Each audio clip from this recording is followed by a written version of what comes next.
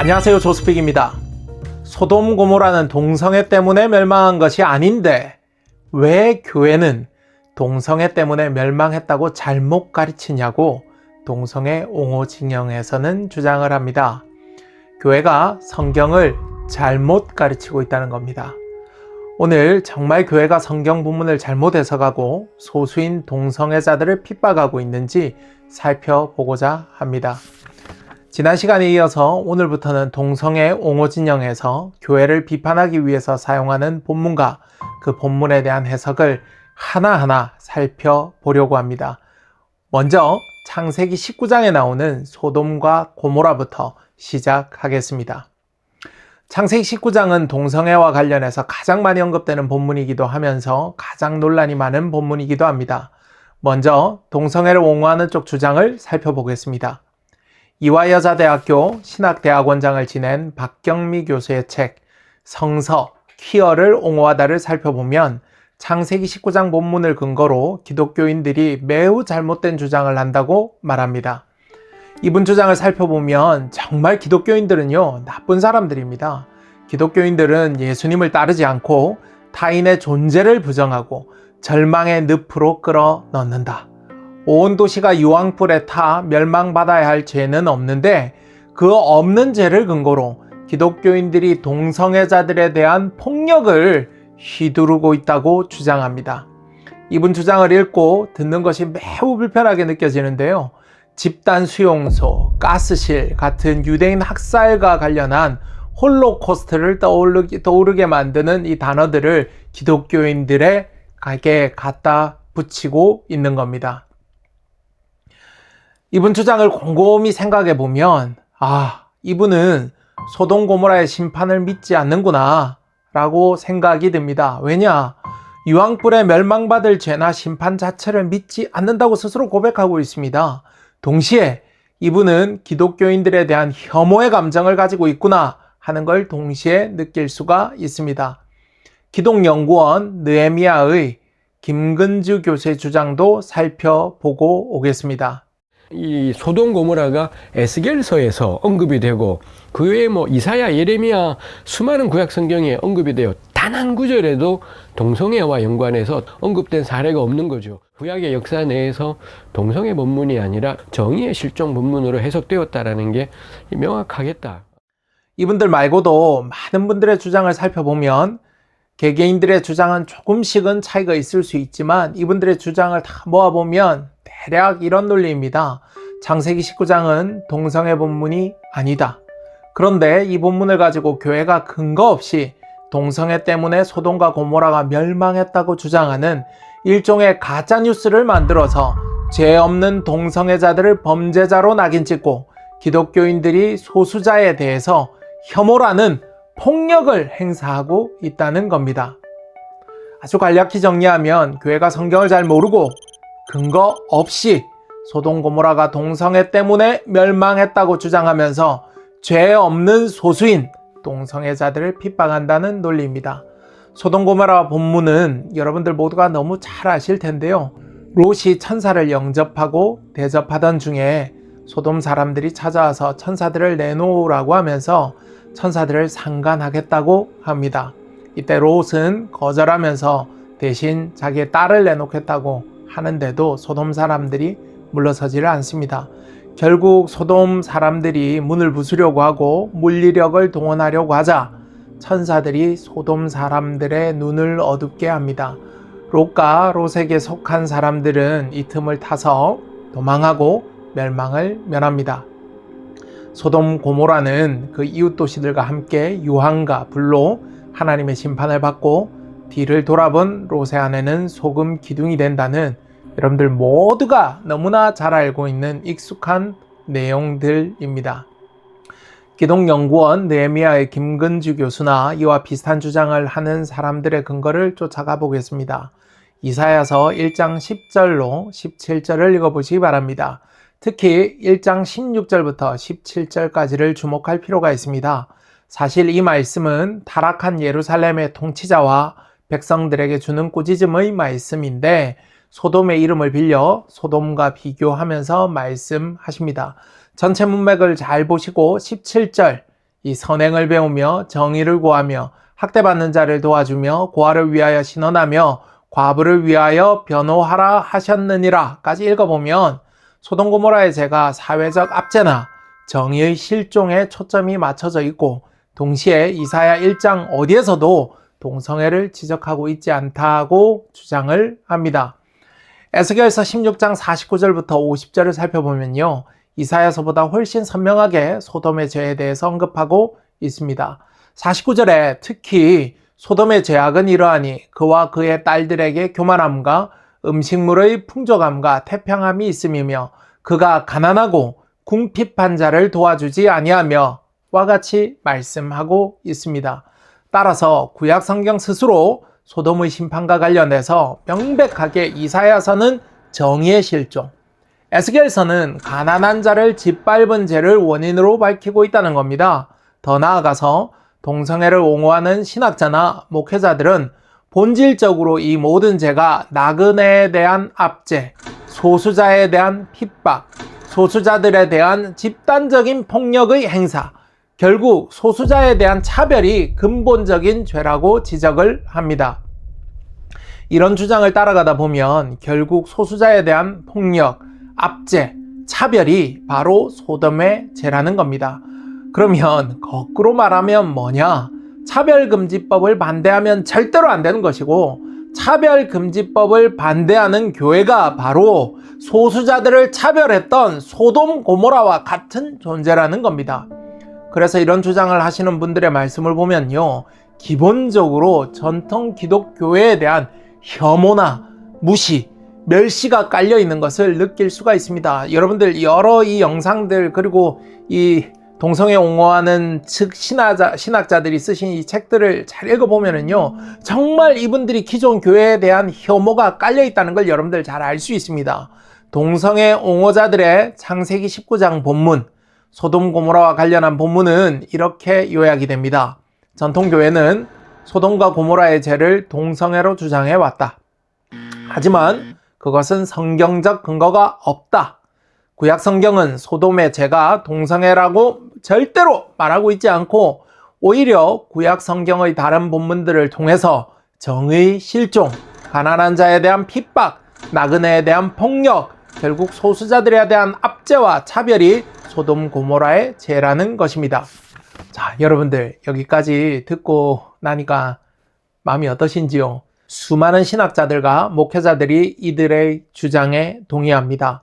구약 성경 내에서 소돔 고모라 사건을 동성애 사건으로 정의한 본문이 없고 정의 실종이나 가난한 자나 소수를 차별한 본문으로 이 사람들은 읽는 겁니다. 여러분들도 이렇게 생각하시는지요? 정말 동성애 본문이 아닌 것 같고 창세기 19장으로 교회가 죄 없는 수많은 동성애자들을 핍박해 온 것 같으신지요? 혹시 헷갈리시는 분들이 있으신가요? 뭔가 말씀을 못 하겠는데, 뭔가 논리는 없는데, 뭔가 이야기하고 싶은데 오히려 이 가슴에 화가 많이 나시는 분들이 많으시죠? 자, 지금부터 자유주의 신학자들, 해방 신학자들, 동성애 옹호 신학자들, 이런 분들의 주장을 따르는 목회자들이 하는 주장의 문제점들을 구체적으로 살펴보겠습니다. 먼저 이들의 주장은 기본 전제부터가 잘못되었습니다. 성경을 바르게 가르치는 교회라면 어느 교회도 창세기 19장을 동성애 본문이라고 가르치지 않고 소돔 고모라가 동성애 때문에만 멸망받았다고 가르치지 않습니다. 교회가 동성애 본문이라고 가르치지 않는데 마치 모든 교회가 이것을 동성애 본문이라고 가르치고 동성애 때문에만 소돔과 고모라가 멸망했다고 가르친다는 식으로 결정해 두고 논리를 펼치는 것 자체가 일단 문제입니다.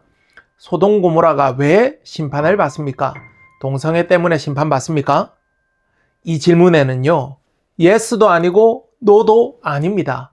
이건 예스, 노로 답할 수 없는 질문입니다. 성경은 무엇 때문에 소돔 고모라가 심판을 받았다고 기록하고 있고 교회는 그리고 성경의 근거에서 무엇이라고 가르쳐 왔습니까? 창세기 18장을 보면 정확한 답이 있습니다. 18장 20절에 하나님께서 소돔과 고모라에 대한 부르짖음이 크고 그 죄악이 심히 무겁다고 말씀하고 있습니다. 23절을 보면 아브라함이 하나님께서 소돔 고모라를 심판하기로 결심하셨다는 것을 알고 의인을 악인과 함께 멸하려 하셨느냐고 묻습니다. 의인을 악인과 함께 멸하려 하는 것은 부당하다고 하나님께 말씀드리고 의인 50만 있어도 그 의인으로 말미암아 용서해 달라고 하나님께 구합니다.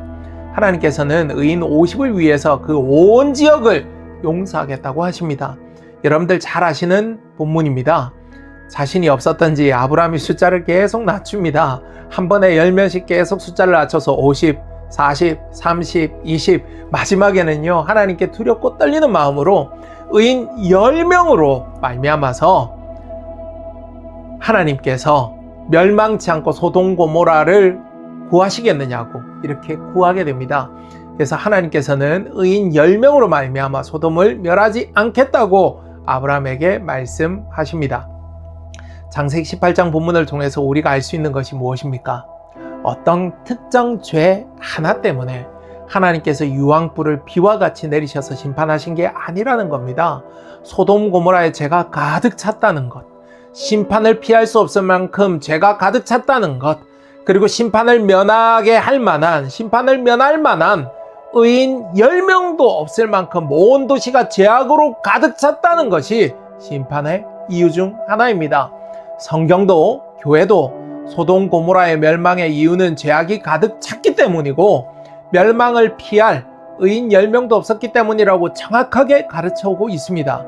소돔 고모라에 수많은 죄악이 있었고 그 죄악 중에 몇몇 강조되는 눈에 잘 띄는 죄악들이 있는데 그 중 하나가 바로 동성애인 것입니다.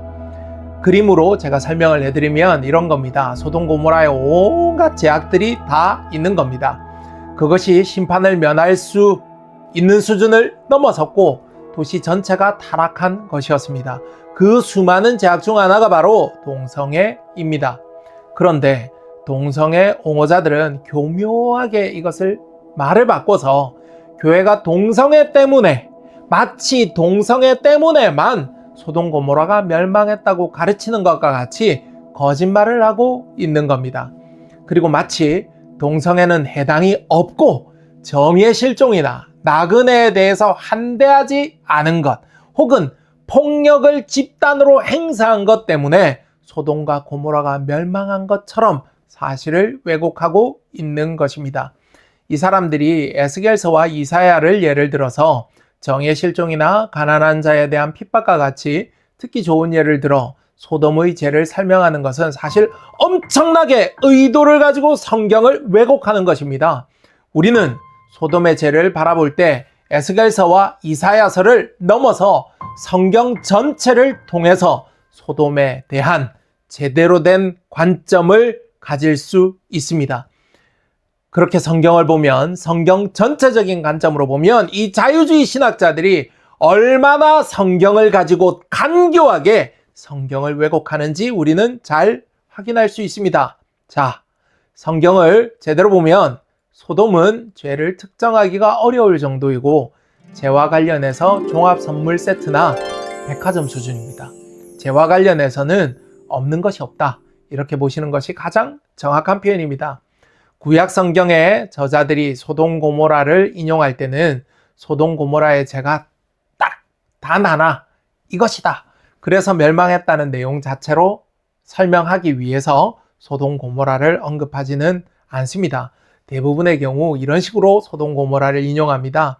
너희들 죄가 엄청난 것 알아야 돼. 소돔 고모라 때도 너희들하고 똑같았어. 너희들 소돔 고모라 알지? 너희들 상태가 딱 소돔 고모라야. 지금 너희들 지금 상태는 소돔 고모라보다 더 심각해. 경고야. 이런 식으로 사용되는 겁니다. 소돔 고모라의 상태가 소돔 고모라의 죄악이 거의 모든 죄와 죄 상태에 해당이 되기 때문에 소돔 고모라보다 좋은 예시가 없었던 겁니다. 그래서 이스라엘 백성이 죄를 범하면 선지자들이 나와서 너희들 소돔 고모라 알지? 니들 죄가 지금 그런 상태야. 곧 심판이 올 수도 있어 하는 경고의 어떤 기준으로서 소돔 고모라를 사용해 왔습니다. 성경을 기록한 이 저자들, 기록자들이 어떤 특정한 죄 때문에 소돔 고모라가 멸망했다고 말하려고 했다기보다는 소돔 고모라의 제약이 해당 안 되는 제약이 없었기 때문에 상황에 맞게 소돔 고모라를 가지고 와서 소돔 고모라를 거울 삼아 설명을 잘 해보려는 목적으로 소돔 고모라를 사용한 것입니다. 성경 잠시 살펴보겠습니다. 에스겔서 16장 49절은 자유주의 신학자들이 말하는 것과 같이 소돔 고모라의 문제가 교만과 가난한 자를 돕지 않은 이기심에 있음을 분명히 밝히고 있습니다. 이사야서 1장 17절을 살펴보면 약자를 압제하고 나그네 환대 질서를 파괴한 정의의 실종 문제가 분명히 거론되고 있습니다. 예레미야 23장 14절을 살펴보면 악을 정당화하고 돌이키지 않게 하는 그러한 악에도 소돔 고모라가 소환되어서 사용되고 있습니다. 마태복음 11장 23절 24절은 심판의 기준점으로서 은혜를 거절한 완악함을 비교할 때도 사용됩니다. 누가복음 17장 28절부터 30절에는 일상에 매몰된 영적 무감각에 대한 설명을 하면서 이 종말의 예고편으로서 소돔이 또 등장합니다. 요한계시록 11장 8절에는 진리를 대적하는 세력의 대명사로도 사용이 됩니다. 성경 전체를 조망해 보면 소돔 고모라는 죄와 심판, 심지어 종말을 설명하는 데 있어서도 해당이 안 되는 것이 없는 겁니다. 이것을 마치 정의의 문제 하나나 나그네를 환대하신 문제 하나나 그런 어떤 특정한 죄로 설명하는 것도 의도를 가지고 성경 전체의 의미를 의도적으로 왜곡 축소시키는 것입니다. 지금부터 자유주의 신학자들의 거짓말이 본격적으로 드러납니다. 여러분들 잘 따라오시기 바랍니다. 이 소돔 고모라가 에스겔서에서 언급이 되고 그 외에 이사야, 예레미야 수많은 구약 성경에 언급이 되어 단 한 구절에도 동성애와 연관해서 언급된 사례가 없는 거죠. 김근주 교수는요, 왜 창세기 19장 사건을 설명하면서 소돔 고모라 사건이 수많은 구약 성경에서 언급이 되는 것을 설명하면서 왜 단 한 구절도 동성애와 관련해서 언급된 사례가 없다고 강조하는 것일까요? 김근주 교수는 구약 성경에서 단 한 구절도 창세기 19장 소돔 고모라 본문을 동성애 본문으로 언급하고 있지 않다라고 매우 강조합니다. 왜 그런 것일까요? 자신이 있으면 성경 전체라고 해야 될 텐데 왜 구약 성경으로 한정해서 그런 말을 하는 걸까요?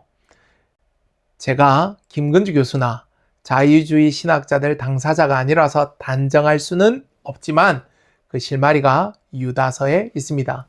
구약 성경이 아닌 신약 성경 유다서 1장 7절을 함께 살펴보겠습니다. 소돔과 고모라와 그 이웃 도시들도 그들과 같은 행동으로 음란하며 다른 육체를 따라가다가 영원한 불의 형벌을 받음으로 거울이 되었느니라. 제가 앞서 소돔 고모라가 안 걸리는 죄가 없어서 거울 삼아 성경 곳곳에서 언급이 되고 여러 설명에 사용이 된다고 말씀드렸지 않습니까? 그 거울 표현이 바로 유다서에서 말씀하고 있는 내용입니다. 유다서 1장을 잘 들여다보면 소돔 고모라와 이웃 도시들의 멸망의 이유, 불의 형벌이 언급되고 거울로서 즉 본보기로서 언급이 됩니다. 유다서는 이 형벌의 이유를 분명하게 밝히고 있습니다. 유다서에 따르면 왜 소돔 고모라가 영원한 불의 형벌을 받습니까? 1장 7절을 함께 살펴보겠습니다. 먼저 심판의 대상들이 나옵니다. 소돔과 고모라와 그 이웃 도시들도 라고 밝히면서 심판의 대상이 언급되고 있습니다. 신명기 29장을 참고하면요, 이 멸망의 대상이었던 도시가 소돔, 고모라, 아드마, 스보임 이렇게 4개의 도시라는 것을 우리는 알 수 있습니다. 자, 이 4도시가 동시에 멸망했고 영원한 불의 형벌을 받았다고 기록되어 있습니다. 심판의 대상은 4도시, 심판의 결과는 불의 형벌, 이렇게 모두 기록되어 있으니까 이제 심판을 받게 된 이유, 즉 이들의 죄악을 유다서는 무엇이라고 기록하고 있는지를 살펴보면 되겠습니다. 이 도시들이 왜 심판을 받았느냐? 유다서 1장 7절 중반부터 원인이 나옵니다. 세 부분으로 나눠서 볼 수 있는데요. 그들과 같은 행동으로 음란하며 다른 육체를 따라가다가 이렇게 세 부분으로 나눠서 살펴봐야 합니다. 이 세 부분 중에서 일반적으로 성경을 보면서 많은 분들이 하시는 실수가 음란하며와 다른 육체를 따라가다가에 먼저 주목을 한다는 것인데요. 자극적인 내용이다 보니까 먼저 눈길이 갑니다. 음란하며 다른 육체를 따라갔다는 것은 죄의 행태, 즉 행동으로 나타난 모양입니다. 우리는 이 결과적으로 나타난 것 말고 본질적인 것을 먼저 살펴봐야 되겠습니다. 먼저 그들과 같은 행동으로 라는 구절에 우리는 반드시 먼저 주목을 해야 합니다. 한국어로는 그들과 같은 행동으로라고 잘 번역되어져 있는데요. 헬라어 톤 호모이온 트로폰 투토이스 라고 읽습니다. 저들과 동일한 방식으로라는 뜻이 이 쉬운 뜻으로 한번 좀 바꿔볼 수 있는데요. 이 구절이 헬라어 문법적으로 방식의 대격을 보여주는 대표적인 구절이기도 합니다. 쉽게 설명하면 헬라어 문법적으로 저들과 동일한 방식으로 라는 구절이 이 뒤에 나오는 음란하며와 그리고 다른 육체를 따라갔다가 어떤 방식으로 행해졌는지를 규정하고 있는 표현입니다. 조금 더 쉽게 이해하면 음란하며 다른 육체를 따라갔다는 것이 본질적으로 무엇과 같은지를 설명하는 표현이라고 생각하시면 됩니다.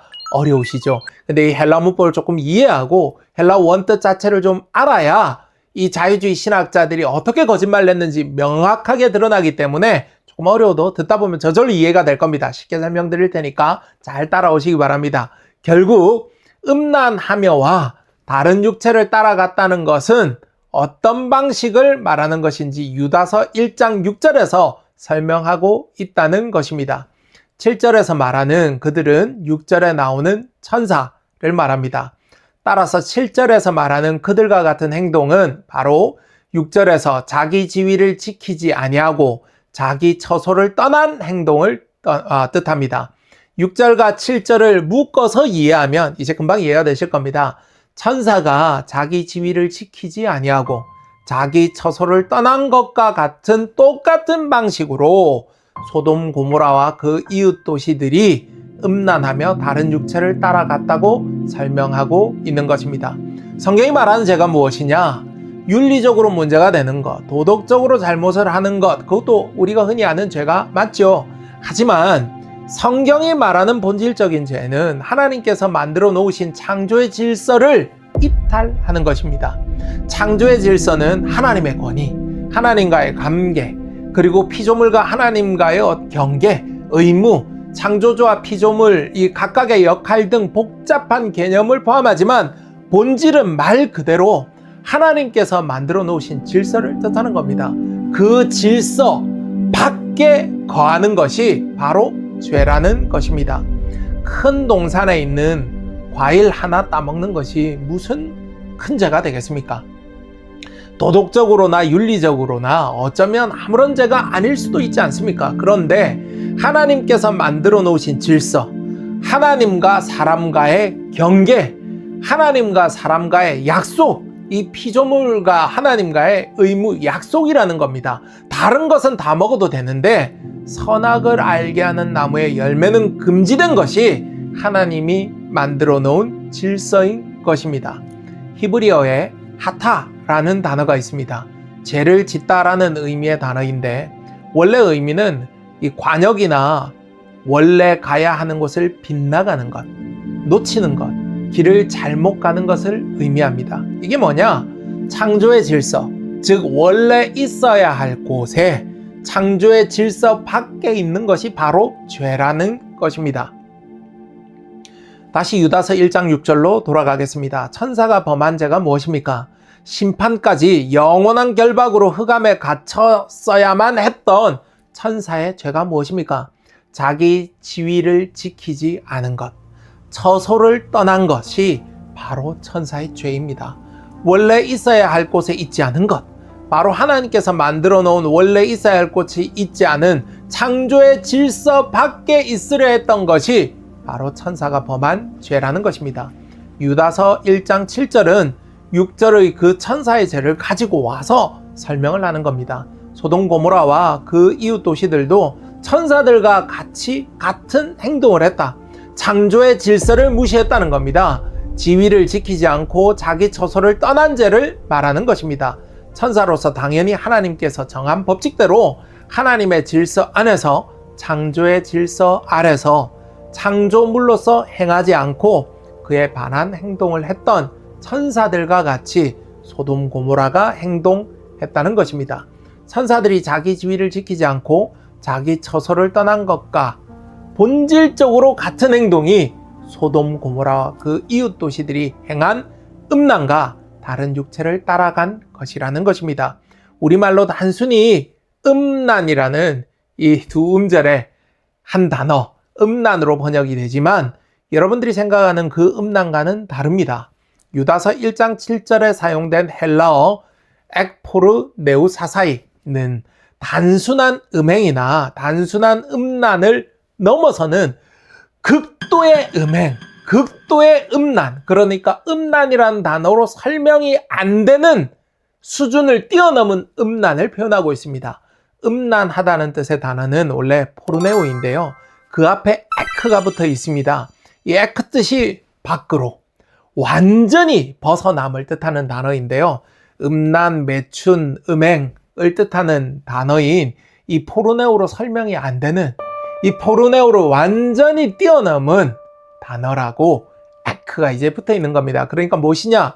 극도의 음란한 상태를 설명하고 있는 것입니다. 그 극도로 음란한 내용의 구체적인 예가 바로 다음에 나오는 다른 육체를 따라가다가입니다. 다른 육체는 헬라어로 사르코스, 헤테라스인데요. 여기서 다른이라고 번역된 헤테로스를 잘 봐야 합니다. 한국어로는 단순히 다른이라고 번역되어 있지만 한국어 다른이 가지는 의미로는 설명하기 어려운 매우 독특하고 강한 뉘앙스를 가지고 있는 단어입니다. 그냥 다르다는 것을 말하는 단어가 아닙니다. 헬라어로 이 다른이라는 뜻을 표현하려면 대표적으로 두 단어가 있는데요. 하나는 알로스, 또 다른 하나는 헤테로스인데요. 두 단어가 모두 그냥 한국말로 번역하면 똑같이 다른으로 번역이 되는 단어가 됩니다. 그래서 한국어 번역만 놓고 보면 원래 뜻이 전달되기가 쉽지가 않습니다. 100%는 아니고 이 100% 뉘앙스로 이해해야 되는 부분이 있기 때문에 제가 이 말로는 100% 전달하기가 쉽지 않은데요. 한 90% 정도의 번역의 느낌만 여러분들께 설명을 하면 알로스는 영어로 이 another인데 another additional one과 같은 느낌입니다. 이 사과가 있는데 또 다른 사과 하나가 있다. 그때 다른 사과 할 때 이 다른 이런 느낌입니다. 그런데 헤테로스도 영어로 번역하면 똑같이 another입니다. 그런데 another인데 another different category 같은 이 정도의 느낌입니다. 사과가 있는데 옆에 또 다른 과일 하나가 있어. 그런데 이건 배야. 그러니까 앞에 거는 사과인데 또 다른 사과가 있다 하는 정도의 another이고 여긴 사과가 있는데 사과는 아닌 완전히 종류가 다른 배나 감이나 다른 과일이 있다 이런 정도의 느낌. 그러니까 이 용법이 다 다른 겁니다. 같은 another, 다른이라고 번역이 되지만 이 상황을 놓고 써야만 하는 아주 정밀한 단어입니다. 그래서 독특한 뜻을 가지고 있는 겁니다. 헬라어 단어 헤테로스를 통해서 알 수 있는 정보가 많습니다. 남녀 관계에서 남자가 한 여자를 만나다가 그런 일이 종종 일어나지 않습니까? 우리가 부정할 수 없는 현실이니까 남자가 한 여자를 만나다가 또 다른 여자를 만나는 경우 혹은 여자가 한 남자를 만나다가 또 다른 남자를 만나면 이 경우는 모두 남녀라는 결합범주 내에서 다른 상대, 다른 사람을 만나는 것이기 때문에 이때는 헬라어 단어로 알로스를 사용합니다. 그런데 남녀의 결합이 아닌 남자와 남자의 결합이 되거나 여자의 결합이 되는 경우 이 경우는요 더 이상 알로스라는 단어로 우리말 다른을 표현하지 못합니다. 이 경우는 결합의 행태가 기존의 질서와는 완전히 다른이라는 뜻을 가지기 때문에 헤테로스를 사용합니다. 그 헤테로스가 바로 유다서 1장 7절에 사용되어 있는 것입니다. 엉뚱한 생각과 주장을 하는 이 신학자들이 끈질기거든요. 가장 좋아하지 않는 본문 중 하나가 이 사람들 자유주의 신학자들 동성애 옹호하는 사람들이 가장 싫어하는 본문 중 하나가 아마도 유다서 1장 7절일 겁니다. 그러다 보니까 이 본문의 해석을 바꾸려고 굉장히 사람들이 노력을 많이 합니다. 동성애를 옹호하는 신학자나 여러 이유로 유다서 1장 7절의 해석을 비틀려고 하는 성서 비평학자들도 이 헤테로스가 기존의 질서를 흔드는 행태의 결합이 아니고서는 설명이 안 된다는 것을 인정합니다. 그래서 그 사람들은 다른 육체가 이 남자나 여자 이런 게 아니고 다른 육체가 여기서 말하는 다른 육체가 천사를 말하는 것이라고 굉장히 오랫동안 주장을 하고 있습니다. 남녀의 결합이 아닌 전혀 다른 조합인 사람과 천사의 결합이라고 해도 헤테로스라는 표현이 가능하다는 겁니다. 맞습니다. 문법적으로는 가능합니다. 보통 그래서 두 가지 억지 주장을 하는데요. 먼저 유다서 1장 6절에 천사들이 나오지 않느냐? 그 천사들을 말하는 것이라는 주장을 합니다. 진짜 답답한 사람들입니다. 이 사람들이 성경 원어나 해석이 아니라 이 국어부터 다시 공부를 해야 되는데요. 유다서 1장 6절을 살펴보면 창조의 질서를 깨고 떠난 천사들은 영원한 결박으로 흑암에 가두셨다고 되어 있으니까 일단 그 천사들하고 사람은요, 결합 자체가 성립이 되지를 않는 겁니다. 그리고 또 다른 해석은 창세기 19장에 나오는 롯과 그 가족들과 함께 했었던 천사들을 말하는 것이라고 주장을 합니다. 이 주장을 하는 사람들도 똑같은 수준인 것이 창세기 19장에 창세기 19장 본문을 오로지 동성애 본문이 아닌 것으로만 만들려고 자꾸 억지를 쓰다 보니까 이 사람들이 시야가 좁아져서 자꾸 실수를 하는 겁니다. 이 사람과 천사다라고 어떻게 하든지 논리를 만들어 보려고 하는 주장이라고밖에 생각이 안 되는 것이요. 창세기 19장 5절을 살펴보면 소돔 사람들이 천사들을 천사로 인식한 것이 아니고 분명히 사람으로 알았다는 겁니다. 천사들에게 욕망을 느낀 것이 아니라 사람에게 욕망을 느낀 것이라는 겁니다. 그리고 창세기 19장 1절을 통해서 우리는 천사들이 소돔에만 나타났던 것을 알 수 있습니다.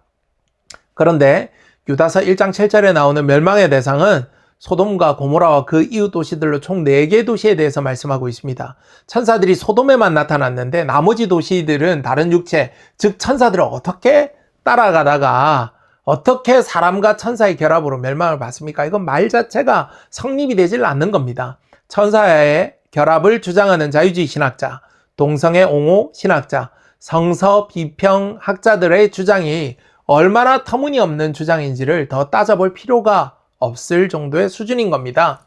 자, 이제 지금까지 동성애 옹호자들이 성경 해석을 비튼 것을 다 따져보고 성경으로 이제 다시 돌아옵니다. 유다서 1장 7절 본문을 이제 다시 보시면 여러분들이 이제 확실하게 이해가 되실 겁니다. 소돔과 고모라와 그 이웃 도시들도 천사들이 창조의 질서를 지키지 않은 것과 같이 똑같이 음란하며 창조의 순리인 남녀 간의 결합을 무시하고 다른 결합인 남남 혹은 여녀의 결합, 즉 다른 육체를 따라가다가 영원한 불의 형벌을 받음으로 우리에게 본보기가 되었다고 말씀하고 있는 것입니다. 소돔과 고모라가 동성애 때문에만 멸망했다고 우리는 말할 수 없습니다. 하지만 유다서 1장 7절을 통해 창조의 질서의 파괴 끝장판이 동성애로 드러난 것이고 그것이 심판의 이유가 되었다는 것은 명확하게 이야기할 수 있습니다. 바울이 쓴 로마서 1장 26절로 27절을 살펴보아도 유다서와 똑같이 창조의 원리를 벗어난 것을 문제 삼고 있는 것을 확인할 수 있습니다.